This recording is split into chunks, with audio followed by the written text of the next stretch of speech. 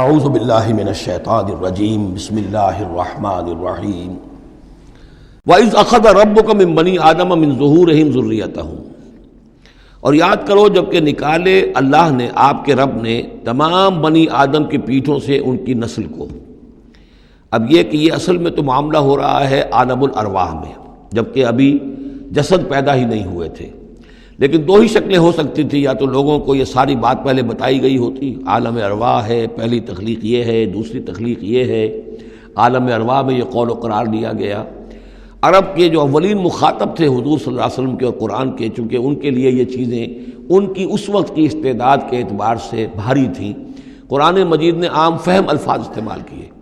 جب ہم نے نسل آدم کی تمام ان کی پیٹھوں سے ذریت کو نکال لیا، یعنی یہ کہ جتنے بھی انسان آنے والے تھے دنیا میں، ان سب کی ارواح جو ہیں وہ وہاں موجود تھیں۔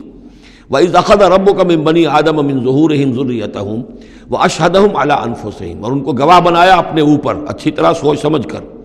اقرار جو ہوتا ہے، جس کو ہم کہتے ہیں میں بقائمی ہوش و حواس یہ اقرار کر رہا ہوں، تو پوری طرح ہوش و حواس میں سیلف کانشسنس، یہ میں آپ کو بتا چکا ہوں، ہمارے اندر جو سیلف کانشسنس ہے، خود شعوری، وہ ہے ہی ہماری روح کی بنیاد پر۔ حیوانات میں بھی شعور تو ہے، کانشسنس تو ہے، سیلف کانشسنس نہیں ہے، خود شعوری نہیں ہے۔ تو یہ خود شعوری کا منبع جو ہے در حقیقت وہ روح ہے۔ تو وہ ارواح موجود تھی، انہیں اپنی ذات کا شعور تھا۔ اشہدہم علی انفسہم، انہیں اپنی ذات کے اوپر خود گواہ بنا کر پھر سوال کیا، الستو بربکم، کیا میں تمہارا رب نہیں ہوں، تمہارا مالک، تمہارا آقا؟ قالوا بلا، وہ کہیں گے کیوں نہیں، شہیدنا، ہم اس پر اقرار کرتے ہیں، ہم گواہ ہیں۔ اب یہاں نوٹ کیجئے، جیسے کہ اس سے پہلے آیا تھا سورہ مائدہ میں کہ اہل کتاب تمہارے پاس ہمارا بشیر اور نذیر آ گیا، مبادا تم یہ کہو کہ ہمارے پاس کوئی بشیر اور نذیر نہیں آیا۔ وہ گویا کہ اتمام حجت تھی اہل کتاب پر۔ سورہ انعام میں آ چکا ہے کہ مبادا تم یہ کہو کہ کتابیں تو دی گئی تھیں ہم سے پہلے دو گروہوں کو، ہم تو جانتے نہیں تھے، عبرانی زبان کی کتاب نہیں پڑھتے تھے، وہ اتمام حجت تھا بنی اسماعیل پر کہ اب تمہارے اندر ہم نے اپنا ایک رسول بھیج دیا صلی اللہ علیہ وسلم، یہ کتاب آ گئی ہے۔ اب تم یہ نہیں کہہ سکتے کہ وہ تو ہم سے پہلے دو گروہوں پر نازل کی گئی تھی، ہاں اگر ہم پر کہیں نازل کی گئی ہوتی تو ہم ان دونوں سے بڑھ کر بہت زیادہ جو ہے اس سے فائدہ اٹھاتے اور حق پر ہوتے۔ اب یہ جو گواہی ہے یہ آ رہی ہے پوری نوع انسانی، جس کے حوالے سے میں نے آپ کو بتایا تھا کہ وہ عہد کہ جو ہر روح انسانی اللہ کے ساتھ کر کے آئی ہے، کوئی نبی نہ آتا، کوئی کتاب نہ آتی، تب بھی یہ عہد بنیاد ہے مواخذہ اخروی کی، محاسبہ، accountability, the grand accountability of the day of judgment, اس کا بیسس جو ہے وہ یہ ہے، بنیادی بات یہ ہے، بنیادی حجت یہ ہے۔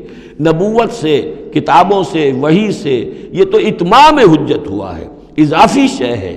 اللہ نے امتحان کو اور آسان کر دیا نوع انسانی کے لیے، لیکن بنیادی حجت جس کی بنا پر ہر انسان رسپانسبل ہے، اکاؤنٹیبل ہے، وہ یہ عہد ہے۔ ان تقولوا یوم القیامت انا کنا عن ھذا غافلین، مبادا تم کہو قیامت کے دن کہ ہم تو اس سے غافل تھے۔ او تقولوا انما اشرک آباؤنا من قبل، یا تم یہ کہو، یہ پلی لے لو کہ ہمارے آباء و اجداد تھے، انہوں نے شرک کیا تھا، وَكُنَّا ذُرِّيَّةً مِّن بَعْدِهِمْ، ہم ان کے بعد ان کی نسل میں سے تھے، ہم ان کے راستے پر چلتے رہے، لہذا اصل جرم تو ان کا ہے، ہمارا نہیں۔ أَفَتُهْلِكُنَا بِمَا فَعَلَ الْمُبْطِلُونَ، تو کیا پروردگار تو ہمیں ہلاک کرے گا ان لوگوں کے فعل کی وجہ سے کہ جنہوں نے یہ باطل ایجاد کیا تھا؟ ایجاد تو انہوں نے کیا تھا، ہم تو موجد نہیں ہیں، ہم تو ان کے مقلد تھے، متبع تھے۔ وَكَذَلِكَ نُفَصِّلُ الْآيَاتِ وَلَعَلَّهُمْ يَرْجِعُونَ، اور اسی طریقے سے ہم اپنی آیات کو تفصیل سے بیان کر دیتے ہیں تاکہ وہ لوٹیں، شاید کہ وہ لوٹیں، سوچیں، غور کریں، رجوع کریں۔ صدق اللہ العظیم۔